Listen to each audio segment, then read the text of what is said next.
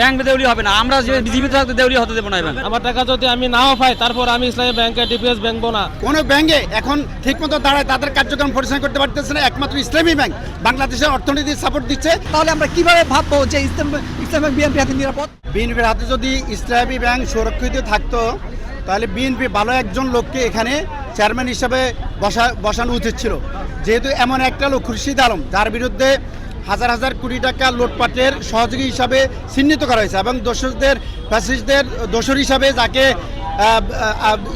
আখ্যায়িত করা হয়েছে, যিনি 5 আগস্টের পরে বাংলাদেশ ব্যাংক থেকে পালাতে বাধ্য হয়েছে, এরকম একজন অনৈতিক লোককে চেয়ারম্যান হিসাবে বসা মানে হচ্ছে এখানে ইসলামী ব্যাংক অরক্ষিত এবং তাদের হাতে কোনো অবস্থায় নিরাপদ নয়। ব্যাংক দেউলি হবে না, আমরা যে জীবিত থাকতে দেউলি হতে দেবো না।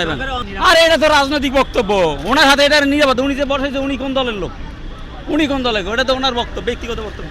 এখনো অনেক মানুষ ইসলামী ব্যাংকের যে আস্থা এটা বিশ্বাস করে এখনো। আমার ওয়াইফ নিজে মনে করেন তার ডিপোজিট আছে, আমি বলতেছি যে তুমি এটা কি ভেঙে ফেলবা, সে বলতেছে না, কখনোই না, ইসলামী ব্যাংক এত সহজে ধ্বংস হবে না।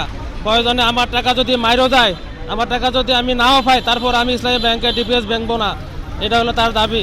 ইসলামী ব্যাংক 18 কোটি মানুষের, ইসলামী ব্যাংক 3 কোটি গ্রাহকের, অবশ্যই আমরা এই ব্যাংকটিকে টিকে রাখবো ইনশাল্লাহ। আমাদের পার্শ্ববর্তী যে দেশ তারা চায়, মনে প্রাণে চায় যে বাংলাদেশ যেন কোনোভাবেই মাথা উঁচু করে দাঁড়াতে না পারে। তার মানে হচ্ছে একটা দেশকে ধ্বংস করার জন্য তার অর্থনীতি ধ্বংস করতে হবে। আর বাংলাদেশের মধ্যে ইসলাম ব্যাংক হচ্ছে সবচেয়ে প্রফিটেবল একটা ব্যাংক এবং সফল ব্যাংক। এই জন্য এই ব্যাংকটাকে তারা টার্গেট করেছে। এই ব্যাংকটাকে যদি ধ্বংস করতে পারে তাহলেই বাংলাদেশের অর্থনীতি ডিপেন্ড করে, একটা বড় অংশ ডিপেন্ড করে রেমিটেন্সের উপরে।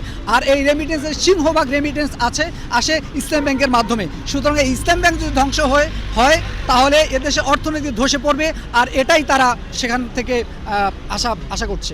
ইসলামী ব্যাংক যদি দেউলিয়া হয়, যারা এখন ষড়যন্ত্র করছে ইসলামী ব্যাংকে অবৈধ লোক নিয়োগ দিয়ে, চেয়ারম্যান নিয়োগ দিয়ে, তারাই এই কাজটা করার জন্য উঠে পড়ে লেগেছে।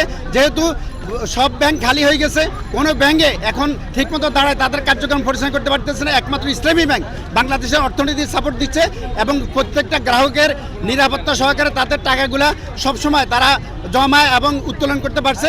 এই ব্যাংকে ধ্বংস করার জন্য তাদের এই নীল নকশা, তারা উপকৃত তারাই হবে এবং গ্রাহকরা ক্ষতিগ্রস্ত হবে। এই ক্ষতিগ্রস্ত আমরা হতে দিব না, আমরা গ্রাহকরা।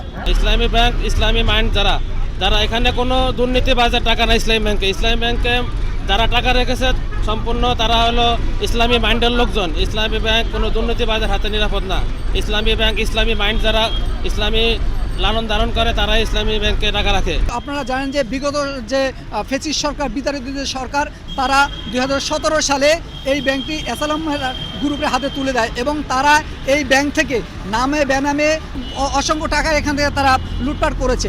কিন্তু এই টাকাগুলো এসালাম গ্রুপ লুটপাট করেছে নামে বেনে বিভিন্ন কোম্পানির যে ভিত্তিহীন কিছু কোম্পানির মাধ্যমে।